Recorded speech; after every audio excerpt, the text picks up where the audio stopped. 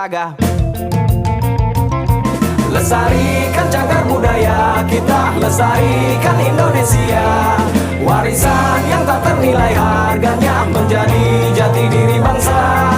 Lestarikan cagar budaya kita, lestarikan Indonesia. Anugerah dari Sang Maha Pencipta, kebanggaan kita bersama.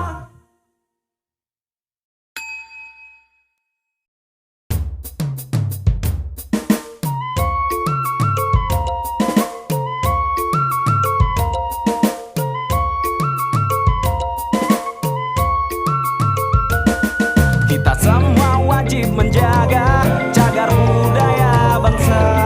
Warisan bumi pertiwi tak ternilai harganya. Banyak situs bersejarah jadi saksi dunia. Jati diri bangsa Indonesia harus dijaga. Lestarikan cagar budaya kita, lestarikan Indonesia. Warisan yang tak ternilai harganya, menjadi jati diri bangsa. Lestarikan cagar budaya kita, lestarikan Indonesia. Anugerah dari Sang Maha Pencipta, kebanggaan kita bersama.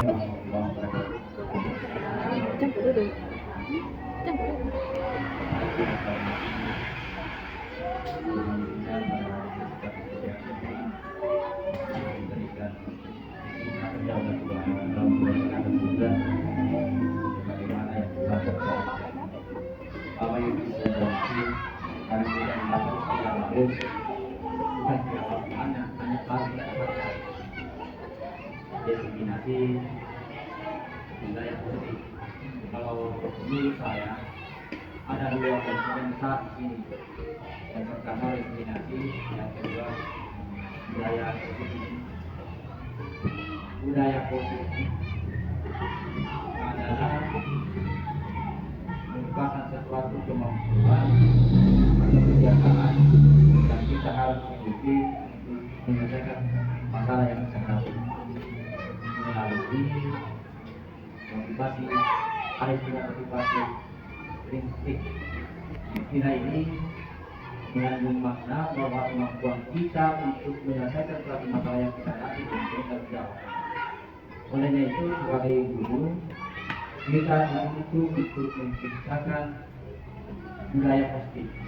Dan istilah intimidasi ini hanya tidak, kalau saya baca di maknanya adalah mengimplementasikan, melaksanakan. Kita dituntut untuk melaksanakan budaya positif.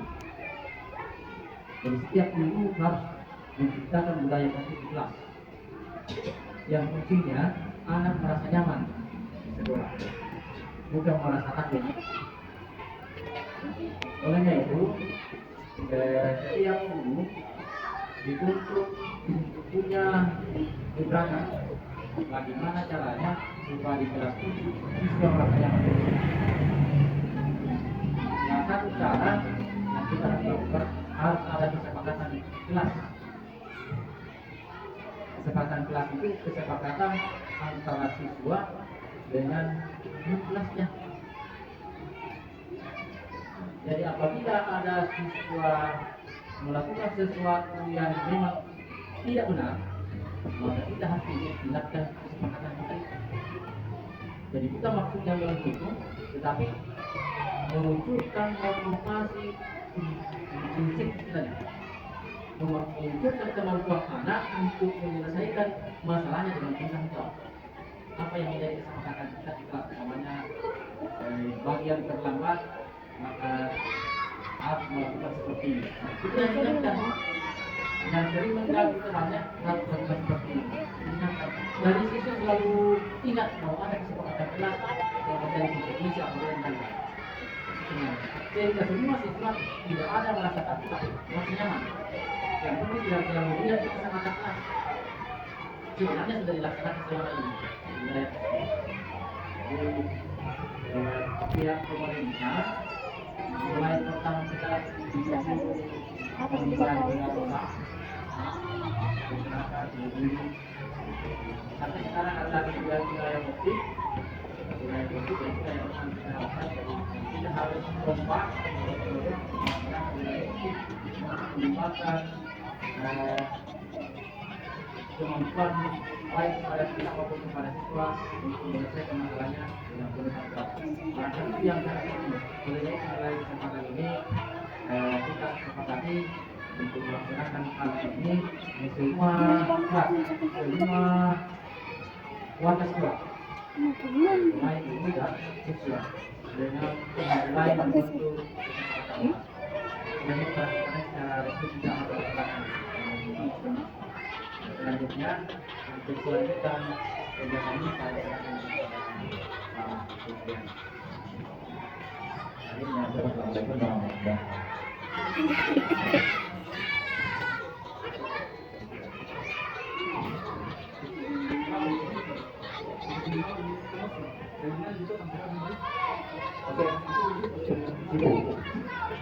Oke, baik. Bismillahirrahmanirrahim. Assalamualaikum warahmatullahi wabarakatuh. Yang kami hormati Bapak Kepala Sekolah serta rekan-rekan guru.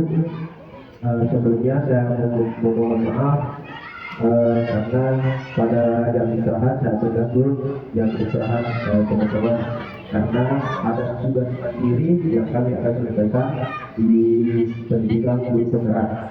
Baik, pertama-tama marilah kita memanjatkan puji dan syukur atas kehadirat Allah Subhanahu wa taala karena pada pagi hari ini kita berkumpul duduk bersama untuk saya memaparkan penyebaran pemahaman dan penerapan pengalaman budaya positif di lingkungan sekolah.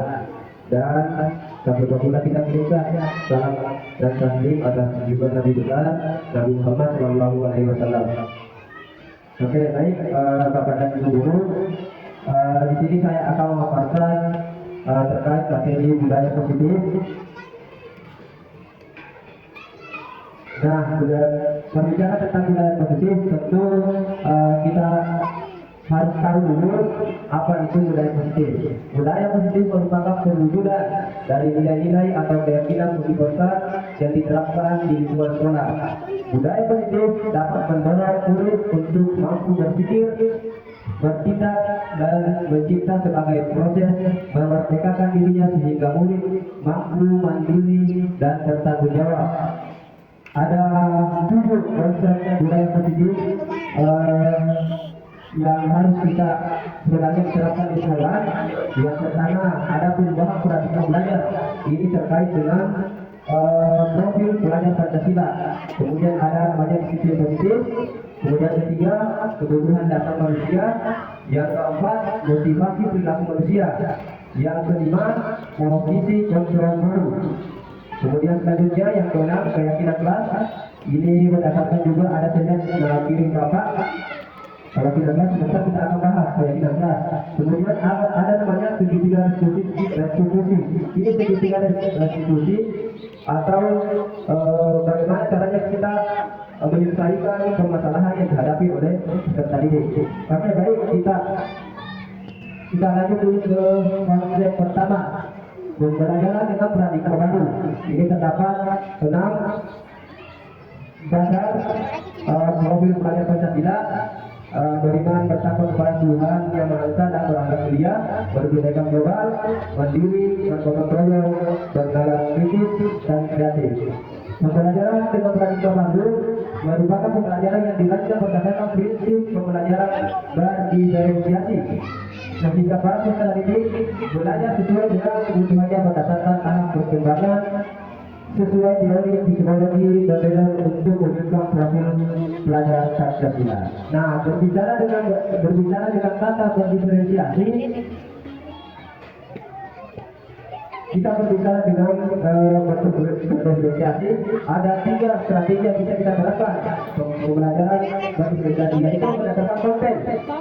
Strategi pembelajaran berdiferensiasi konten mempertimbangkan hasil pemetaan belajar, guru membedakan proses pengabdian dan format penyampaian konten pembelajaran yang meliputi materi pengetahuan, konsep dan keterampilan yang perlu diajarkan pada siswa sesuai dengan kurikulum. Kemudian ada strategi kedua, yaitu strategi proses. Strategi pembelajaran berdiferensiasi proses berkaitan dengan kegiatan belajar mengajar. Jadi kegiatan dalam kelas dalam melaksanakan strategi ini harus membedakan proses belajar yang dilalui peserta didiknya. Hal itu memungkinkan siswa memahami materi dan melatih diri agar mencapai keterampilan yang diharapkan.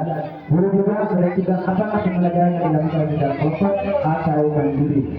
Kemudian ada strategi yang ketiga, membentuk produk. Nah, di sini strategi pembelajaran berdifferensiasi produk mengacu pada kemampuan guru untuk memodifikasi suatu produk atau membantu siswa dalam belajar. Produk bisa meliputi hasil pekerjaan, presentasi, praktik, atau unjuk kerja yang ditujukan siswa pada guru. Produk harus mencerminkan pemahaman siswa berkaitan dengan tujuan pembelajaran yang ingin dicapai. Produk juga yang diberi dua hal, yaitu memberikan tantangan atau beragaman variasi dan adanya pilihan bagi peserta didik untuk dapat mengekspresikan pembelajaran yang diinginkan. Jadi produk yang ketiga di sini, bagaimana kita menciptakan atau memodifikasi tujuan pembelajaran kita supaya terlihat peserta didik terlihat tertarik dengan apa yang kita sampaikan. Kemudian ada konsep kedua, disiplin positif. Disiplin positif adalah kebiasaan hal yang baik, mencakup sikap atau perilaku maupun tutur kata oleh seluruh warga sekolah, terutama bagi guru, agar dapat berkembang menjadi pribadi yang kritis, mandiri, dan bertanggung jawab. Sebagai pendidik, tujuan kita adalah menciptakan peserta didik yang memiliki disiplin, ini sehingga mereka berperilaku mengacu kepada nilai-nilai kebajikan universal dan memiliki motivasi dalam diri menuju perubahan perilaku ke arah yang lebih baik. Ya, disiplin positif jadi kegiatan yang bermanfaat. Saya dulu pernah Bu Adi sama Bu Ali menerapkan ini. Sebelum masuk dalam kelas ada kegiatan penghafalan perkalian. Nah, ini yang termasuk di sini penghafalan perkalian dari segi bidang matematika. Kemudian kita lanjut selanjutnya. Yang konsep ketiga, kebutuhan dasar manusia. Kebutuhan dasar manusia merupakan sesuatu yang kita lakukan untuk mendapatkan apa yang kita inginkan. Seluruh tindakan yang kita lakukan memiliki tujuan. Sebuah usaha terbaik yang kita lakukan agar kebutuhan dasar kita terpenuhi dengan baik. Jadi apapun yang kita lakukan, apapun yang kita kerjakan, masuk di kebutuhan dasar manusia. Selanjutnya ada 5 komponen kebutuhan dasar manusia. Yang pertama, bertahan hidup, kasih sayang dan rasa diterima, kekuasaan, kebebasan, dan kesenangan. Bertahan hidup berupa makanan, pakaian, tempat tinggal, keamanan, dan kesehatan. Kasih sayang dan rasa diterima, kemudian diperlukan berbagi kerjasama dan menjadi bagian dalam kelompok. Kemudian yang ketiga, harga diri, keinginan untuk dianggap, memimpin, berprestasi, diakui dan didengar. Kemudian kebutuhan dasar yang keempat, yaitu kebebasan, yaitu mandiri, memiliki pilihan, mencoba hal baru, dan mampu mengendalikan arah dirinya. Kemudian kebutuhan dasar manusia yang kelima, yaitu kebutuhan dasar kesenangan, bermain, humor, bercanda, antusias, dan bertawa. Itu adalah 5 komponen kebutuhan dasar manusia. Kemudian kita lanjut bersama konsep yang keempat, yaitu motivasi perilaku manusia. Motivasi perilaku manusia ada 3, ada berbentuk hubungan, ada berbentuk konsekuensi, ada berbentuk institusi. Jadi ada jelas ada perbedaan antara hubungan dan konsekuensi. Nah, kalau hubungan biasanya tidak berencana atau tiba-tiba, itu komponen hubungan. Jadi tidak tahu apa yang akan terjadi. Kemudian bersifat satu arah, kemudian berupa hubungan fisik atau fisik. Kemudian yang kedua ada konsekuensi. Ini saja berencana, kemudian disepakati sesuai dengan peraturan. Kemudian belum tetap juga tidak nyaman, jadi sama murid tetap tidak jangan. Kemudian sikap guru selalu memberikan murid, selalu menyebutkan murid. Kemudian motivasi kelanjutan yang ketiga, restitusi. Ya, proses menciptakan kondisi bagi murid untuk memperbaiki kesalahannya. Kemudian proses kolaborasi yang mengajarkan murid untuk mencari solusi sendiri. Jadi restitusi di sini pembelajaran kepesertaan ini untuk bertanggung jawab atas kesalahan yang telah mereka lakukan. Bagaimana caranya mereka menemukan sendiri solusi atas kesalahan yang telah diperbuat. Kemudian ada konsep posisi kontrol guru. Posisi kontrol guru ada yang sebagai penghukum, tadi sudah dijelaskan tadi penghukum. Kemudian ada juga yang sebagai guru pembuat merasa bersalah. Kemudian yang kedua ada juga sebagai teman, guru dan murid sebagai teman.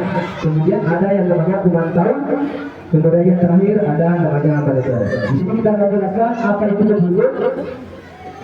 Contoh kasus penghukum, wanti yang terlambat hadir di sekolah. Ini penghukum biasanya nada suaranya tinggi, itu penghukum. Bahasa tubuh, mata melotot, jari menunjuk-nunjuk menghati, ia menyebutkan pesan tadi. Kemudian apa yang dikatakan? Terlambat lagi, pasti terlambat lagi, selalu datang terlambat, kapan bisa datang tepat waktu. Coba kita bertanya pada diri kita, bagaimana perasaan guru bila berbicara seperti itu pada saat dirinya datang terlambat. Nah, ada hasil kemungkinan murid marah dan mendendam atau bersifat agresif. Bisa jadi sesudah kembali duduk, murid tersebut akan mencoret bukunya atau meja tempat duduknya. Dan dari murid lagi sebulan setelah, murid melihat motor akan mobil bapak dan ibu guru atau menjadi kendaraan tersebut dengan tabu. Itu contoh kasus penghukum. Kemudian kita kedua, posisi kontrol yang kedua yaitu guru sebagai pembuat rasa bersalah. Di sini pembuat rasa bersalah biasanya nada suara yang halus atau sedih, bahasa tubuh orang pada anak. Nah ini berarti kamu ini bagaimana ya? Kamu sudah berjanji dengan ibu tidak akan terlambat lagi. Kamu kenapa ya? Sedang sekali mengecewakan ibu. Ibu benar-benar kecewa sekali sama kamu.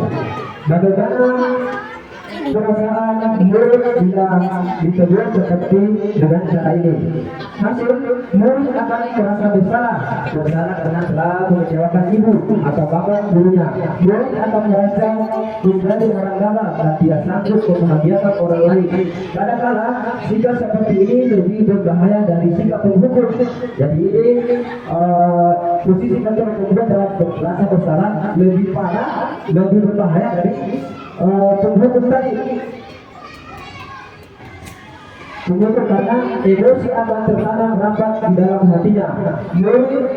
Murid menahan perasaan, tidak seperti dengan guru penghukum, di mana murid bisa menyumpahkan amarahnya walaupun dengan cara negatif. Murid tertekan seperti inilah yang tiba-tiba biasanya menuntut amarahnya dan bisa menyakiti diri sendiri atau orang lain. Selanjutnya, posisi kontrol yang ketiga. Posisi kontrol yang ketiga yaitu guru sebagai menempatkan dirinya sebagai teman. Biasanya nada suara ramah, akrab, dan biasa bercanda. Bahasa tubuh merapat pada murid, mata dan senyum jenaka. Ini contoh kasus, nanti, ayolah, bagaimana sih kamu? Kemarin kamu sudah janji ke bapak, bukan? Kenapa terlambat lagi? Sambil tertawa ringan. Ya sudah, tidak apa-apa, duduk dulu sana, nanti bapak guru bantu. Kamu ini sambil senyum-senyum. Bagaimana perasaan peserta didik kita ketika melakukan posisi kontrol yang sebagai teman? Murid akan merasa senang dan akrab dengan guru. Ini termasuk dampak yang positif. Ada kerabat. Hanya saja di sisi negatif, murid menjadi tergantung pada guru tersebut. Jika ada masalah, dia merasa mengandalkan gurunya. untuk membantunya. Akibat lain dari posisi teman, Wati hanya akan berbuat sesuatu bila yang benar adalah gurunya tersebut dan belum tentu berlaku yang sama dengan guru yang lain atau orang lain. Ini posisi teman. Ya, ada juga sisi negatifnya di posisi teman. Kemudian posisi kontrol dan selanjutnya yaitu pemantau. Pemantau, nada suara datar, bahasa tubuh yang formal. Jadi contoh kasus, di sini ada diskusi antara guru dengan peserta didik. Guru, waktu tahukah kamu jam berapa kita mulai pelajaran? Waktu apa?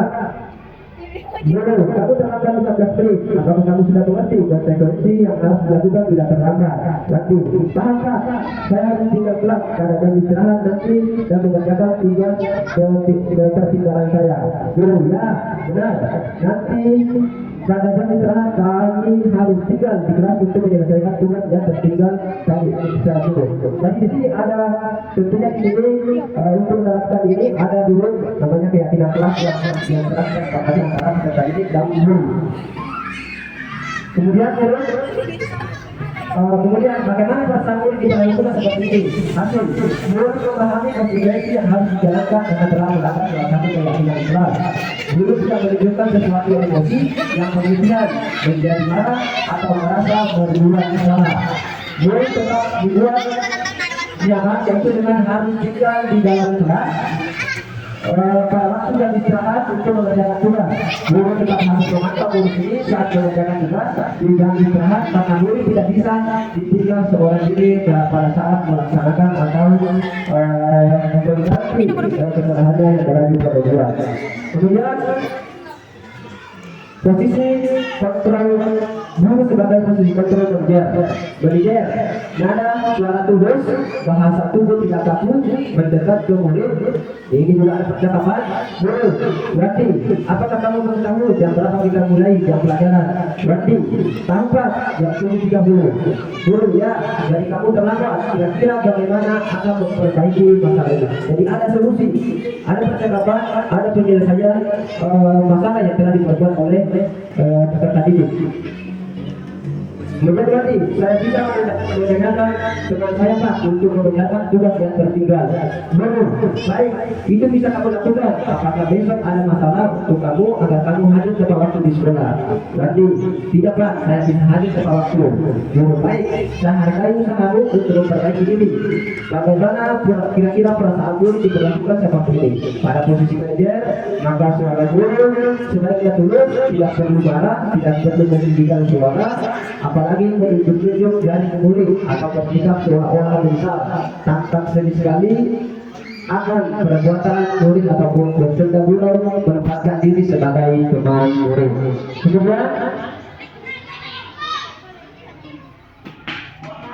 Kemudian fokus ada pada murid, fokusnya ada pada peserta didik, bukan untuk membahagiakan guru atau orang tua. Murid sudah mengetahui adanya suatu masalah dan sesuatu perlu terjadi. Bila guru mengambil posisi memantau, guru akan melihat apa konsekuensinya sesuai dengan keyakinan kelas yang telah dibuat. Namun pada posisi manajer, guru akan mengembalikan. Jadi posisi manajer, guru akan mengembalikan tanggung jawab kepada guru untuk mencari jalan keluar permasalahannya, tentu dengan bimbingan bapak dan ibu guru.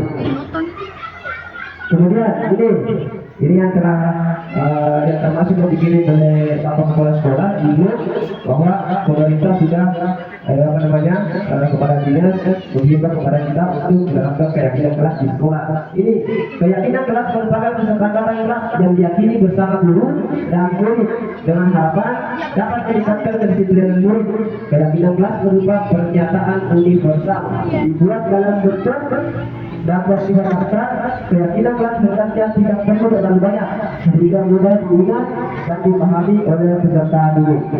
Semua warga di kelas ikut berkontribusi dalam pembuatan keyakinan kelas melalui kegiatan diskusi atau mengutarakan pendapat. Jadi kita limpahkan ke peserta didik, kemudian mereka menyampaikan apa yang bisa disepakati dalam kelas.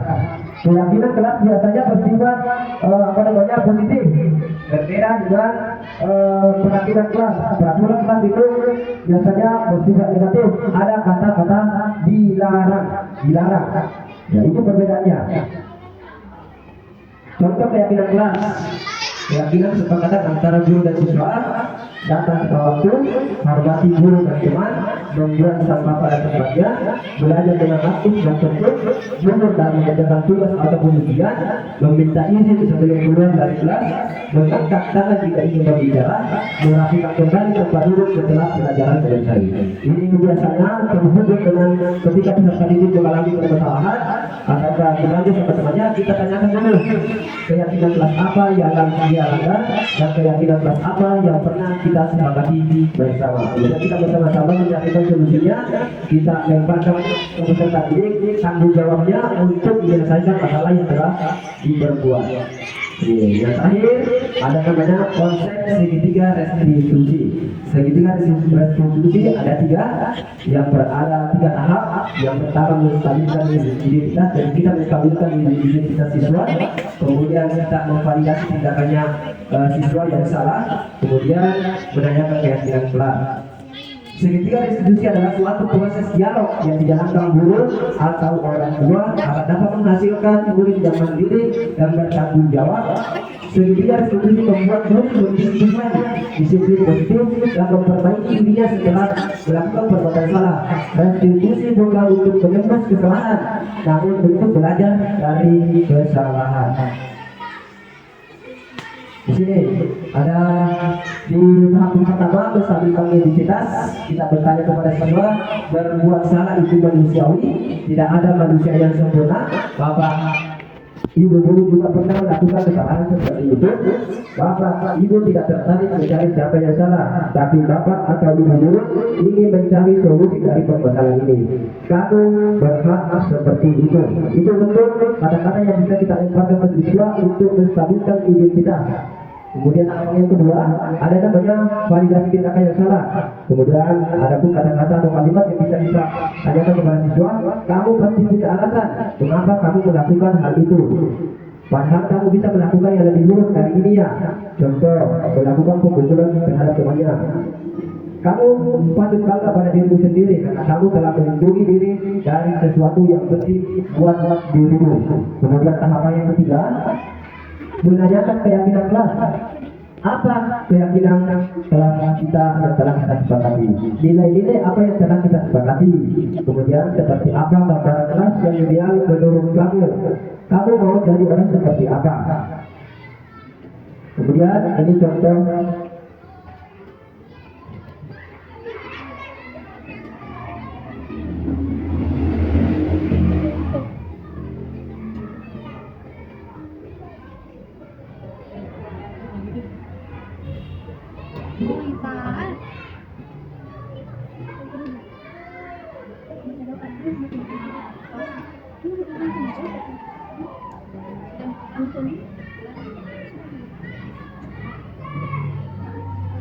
Ini contoh segitiga restitusi yang telah saya buat.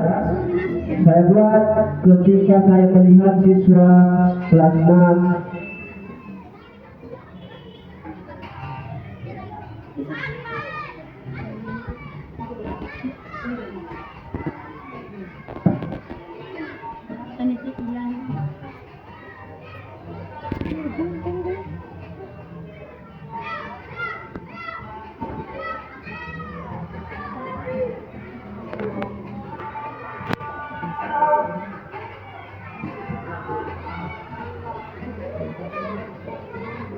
ini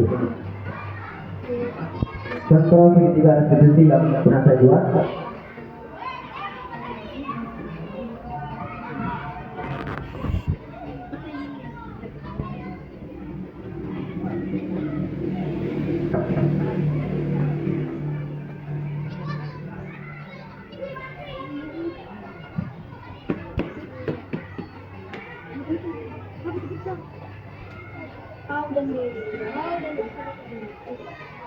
Oke, jadi intinya ada tiga tahapan penyelesaian segitiga restitusi, yaitu menstabilkan identitas, kemudian validasi tindakan salah, kemudian menanyakan keyakinan kelas.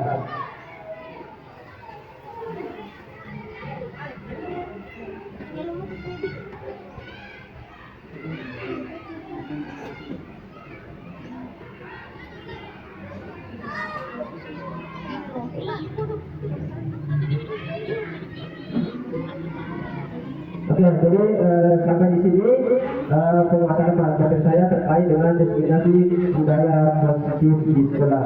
Saya mengucapkan banyak terima kasih atas waktu dan kesempatan teman-teman atas perhatiannya.